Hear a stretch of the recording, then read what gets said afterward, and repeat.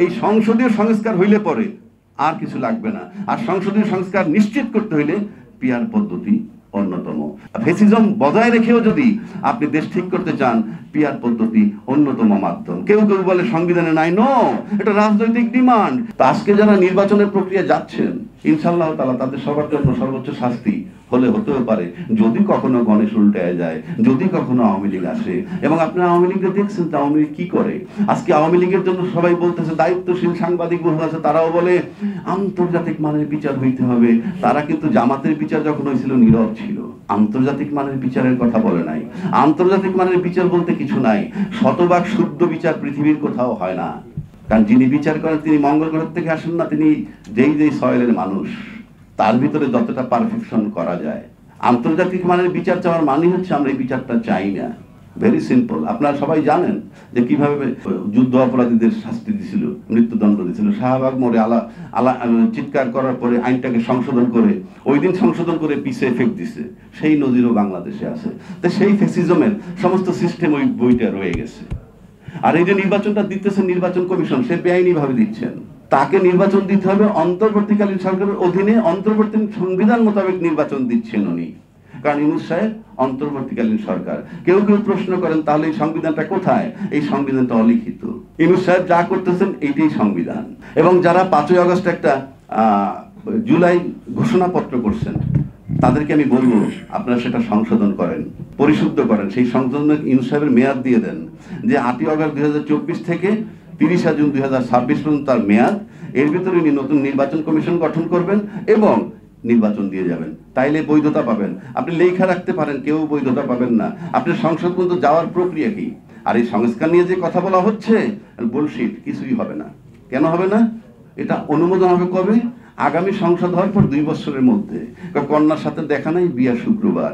আপনি কিভাবে করবেন ওই পর্যন্ত যান, তারপরে কিন্তু 2 বছর টাইম পাবেন। আর আজকে যারা নোট অফ ডিসেন্ট দিয়ে যাচ্ছেন, তারাই যদি ক্ষমতায় যান, গিয়ে বলবেন আমরা তো নোট অফ ডিসেন্ট দিয়েই আসছি। আর আজকে যারা সংস্কার কমিশনে যাচ্ছে, বাংলাদেশে যদি তাদের অনেক 3টা দল ছাড়া বা 4টা দল ছাড়া বাকিদেরকে যদি 2 কোটি টাকা দিয়ে বলেন তুমি 20,000 লোক জড়ো করো, ইনশাআল্লাহ তাআলা 200 লোক আনতে পারবে না। দে আর রিপ্রেজেন্টিং বাংলাদেশ। এবং টোটাল যারা আপনার নির্বাচন কমিশন বা ঐকমত্য কমিশনে যায়, তারা কতজন? সর্বোচ্চ 40-45 জন। এরা মোট জনসংখ্যার, আওয়ামী লীগও নাই, মোট জনসংখ্যার হার্ডলি 40% রিপ্রেজেন্ট করে। তো বাকি 60%-এর প্রতিনিধি কোথায়? You are nobody to change the nation or সংস্কার, এই মাত্রই কয়জন লোকে। সুতরাং এটা অন্তর্বর্তীকালীন সরকারের অধীনে অন্তর্বর্তীকালীন নির্বাচন কমিশন নির্বাচন করছেন, সেটার বৈধতা জুলাই ঘোষণাপত্রের মাধ্যমে দিবেন। আর একটা কথা বলি, এটা একটা রাষ্ট্র, এটা কোনো সমিতি বা ক্লাব না। যা আপনারা জানেন, এখানে সাংবাদিকও আছেন, অনেক আইনজীবী আছেন। আমার ডান পাশে একটা পার্টির প্রধান আছেন, একজন আইনজীবী। ওনারা জানেন যে স্কুল কমিটির যদি নিয়মের কোনো ব্যত্যয় ঘটে তাহলে রিট হয়। এরকম বহু সমিতি নিয়েও রিট হয় একটু ব্যত্যয় ঘটলে। আর সেখানে সংবিধান আপনাকে বইলে দিছে যে সংসদ ভেঙে যাওয়ার 90 দিনের মধ্যে নির্বাচন করবেন। সেই মেয়াদ তো শেষই হয়েছে 7ই নভেম্বরের মধ্যে। ইন এডিশন যিনি এখন বর্তমান নির্বাচন কমিশন, ওনার নিয়োগই হয়েছে ওই মেয়াদ পার হওয়ার পর 21 নভেম্বর 2024-এ। ওনার পরিণতি কিন্তু নুরুল হুদার মতো হবে ভবিষ্যতে।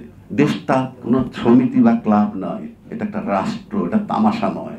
আজকে যারা বিজ্ঞান, আমি মেহেরবানি করব এই কথাগুলো আপনি উঠাই দিয়েন, অন্তত পত্রিকায় উঠান।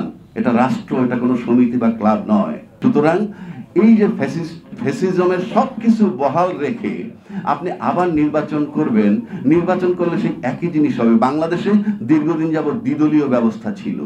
দ্বিদলীয় ব্যবস্থা মানে একটার অল্টারনেটিভ আর একটা। 3টা নির্বাচন বা 4টা নির্বাচন যদি ধরেন, 91, 96, 2001, 2008, এই 4টা নির্বাচন যদি আমি মোটামুটি ভালো নির্বাচন ধরি, তাহলে কিন্তু একই দল 2বার ক্ষমতায় ছিলেন না। 91-তে যিনি ছিলেন 96-তে আউট, 96-তে যিনি ছিলেন 2001-এ আউট, 2001-এ যিনি ছিলেন 2008-এ আউট। কাজেই বুঝতে হবে 2টা দলে কেউই এক টার্মের জন্য গ্রহণযোগ্য হয় নাই। এক টার্মের জন্য গ্রহণযোগ্য হয় নাই মানে তার ব্যবহার খারাপ দেখছেন, বিকল্প খুঁজছে। কিন্তু এই মুহূর্তে বাংলাদেশে কিন্তু দ্বিদলীয় ব্যবস্থাও নাই, একদলীয়। সেটাকে আপনাদের সবাই মাথায় রাখতে হবে। যে দল করেন, দেশটাকে যদি ভালোবাসেন, তাহলে আপনাকে চিন্তা করতে হবে। আপনি গণতন্ত্র মানে এই না শুধু একটা নির্বাচন করা। নির্বাচন করাই গণতন্ত্রের একটা মাত্র মেজারমেন্ট হতে পারে, কিন্তু চূড়ান্ত নয়। এক নম্বর। দুই নম্বর হলো যারা গণতন্ত্রে বিশ্বাসী তাদেরকেই ভাবতে হবে যে শক্ত বিরোধী দল কিভাবে আনা যায়। এবং বাংলাদেশে কোনো সংস্কার যখন হয় নাই তখন আমি শেষ করে দিচ্ছি এই কথাটা বলে যে একটা মাত্র পদ্ধতিতে বাংলাদেশের সমস্ত প্রতিষ্ঠান ঠিক করা যাবে। আমি চ্যালেঞ্জ করে বললাম বাংলাদেশকে, একটা প্রতিষ্ঠান ঠিক করলে সারা বাংলাদেশ সমস্ত প্রতিষ্ঠান ঠিক হয়ে যাবে। সেটা কোনটা? যদি আপনি পিআর পদ্ধতিতে নির্বাচন করেন। তাহলে কি হবে? পিআর পদ্ধতি নির্বাচন মানেই হইল এই যে কেউ চূড়ান্ত 2/3 মেজরিটি পাবে না, ইভেন সিঙ্গেল মেজরিটি পাওয়া কঠিন হবে। এক নম্বর। দুই নম্বর হলো যারা পিআর পদ্ধতি চায়, আমার বিশ্বাস তারা যে দেশকে ভালোবেসে চায় তা কিন্তু নয়। যারা পিআর পদ্ধতি চায় তারা গোটা 40 সিট পাবেন এই ভরসায় চায়। আপনি মনে করেন একেবারে দেশটাকে ভালোবেসে চায়। আবার যারা পিআর পদ্ধতি চায় না তারাও দেশটাকে ভালোবাসে তা কিন্তু নয়। পিআর পদ্ধতিতে না হলে সে 2/3 মেজরিটি পাবে, এই কারণে সে পিআর পদ্ধতিতে চায় না।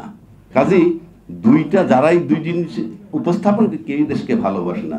কিন্তু আমরা মনে করি এই মঞ্চে এই মুহূর্তে যারা বসেছে, হাসিন ভাইকে আমি মেনশন করবো, আবার আপনাদের মধ্যে যারা দেশকে ভালোবাসেন তারা কিন্তু ভাববেন পিআর পদ্ধতি জাস্টিফাইড। কেন?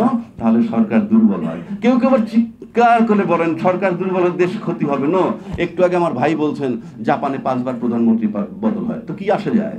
আপনি পারবেন না, আপনি চলে যাবেন। এটার জন্য তার নির্বাচন লাগতেছে না, অন্য একটা পার্টি আবার চালাবে। কিন্তু সুবিধা হবে কি? আপনি যত সংশোধনী আমরা চাচ্ছি শুধু ওই পার্লামেন্ট দিয়ে হবে। কেন সেটা বলছি, এই যে জুলাই সনদ বাস্তবায়নের কথা আসতেছে, এটা সংসদ 2 বছর পরে করবে, অথচ এটা 7 দিনে করবে। তখন না করলে আমি তোমাদের উপর আস্থা তুলে নিব। কারণ এত মোহ, এত লোভে, একটু বললাম আমার সামনে কত মাইক্রোফোন, তাদের সামনে শত শত না হাজার হাজার মাইক্রোফোন থাকে, গাড়ি পথ করে রাস্তা দিয়ে হাঁটতে, পুরোটা রাস্তা ক্লিয়ার, 2 সাইডে তখন তীর্থের কাকের মতো লোক দাঁড়ায় রয়েছে, কোথায় ব্যারিস্টার কোথায় ইঞ্জিনিয়ার কিচ্ছু আসে যায় না। উনি আধা ঘন্টা ধরে লাইনে খাড়া করে রয়েছে, রাস্তাটা বন্ধ, খুব তৃপ্তির ঢেকুর তোলেন, সাথে যদি তার নাতিপুতি থাকে খুব ভালো লাগে, দেখো তোমার দাদা যাচ্ছে আমার জন্য পুরো রাস্তা। দেশটাকে নিয়ে গেছে সেই জায়গায়, দায়িত্বের জায়গায় নাই, তাইলে বহু লোক জীবনে পদত্যাগ করতো। কেউ কেউ বলেন বিদেশ থেকে এসে দেশ ঠিক করবেন, তা আমার ভাই 100 ভাগ বাংলাদেশি লোক তো পালায় গেছে। কাজী বিদেশ থেকে এসে দেশ ঠিক করুন, কিংবা যে আমার দেশের জন্য মঙ্গলজনক। যেমন আপনি 24শে জুলাই, 36শে জুলাই যেটা 5ই আগস্ট, ওই দিন যারা এই ফ্যাসিস্ট সরকারের সরানোর জন্য বুকের তাজা গুলি নিছে, সে যদি রাজাকারের নাতিও হয় সে সেদিন আমার মতে মুক্তিযোদ্ধা। আর সেদিন যারা সাংবাদিক বলেন, XYZ লয়ার বলেন, ওই ফ্যাসিস্ট সরকারের পক্ষে যারা নানান জায়গায় ইনায়া বিনায়া বক্তব্য রাখছে, তারা মুক্তিযোদ্ধার নাতি বা সন্তান হলো, তারা সেদিন রাজাকার। So this is the thing. তো আমরা আজকে যেটা আশা করি যে এই একমাত্র পিআর পদ্ধতি নির্বাচনই হতে পারে একটা সরকার, এবং সেই সরকার হলে বাংলাদেশের সমস্ত ঘুষ কমবে, দুর্নীতি কমবে। কেন কমবে? চাঁদাবাজি কমবে। একদল চাঁদাবাজি করলে আরেক দল যখন বাধা দিবে তখন সেটা পার্লামেন্টে চলে আসবে। পার্লামেন্টে আসার পর এমপি সাহেবরা বলবে তোমার পোলাপান চাঁদাবাজি নাইলে আস্থা তুলে নিব, তোমার উপর দিয়ে সমর্থন। আপনি লিখে রাখেন, এই সংসদীয় সংস্কার হইলে পরে আর কিছু লাগবে না। আর সংসদীয় সংস্কার নিশ্চিত করতে হইলে পিআর পদ্ধতি অন্যতম।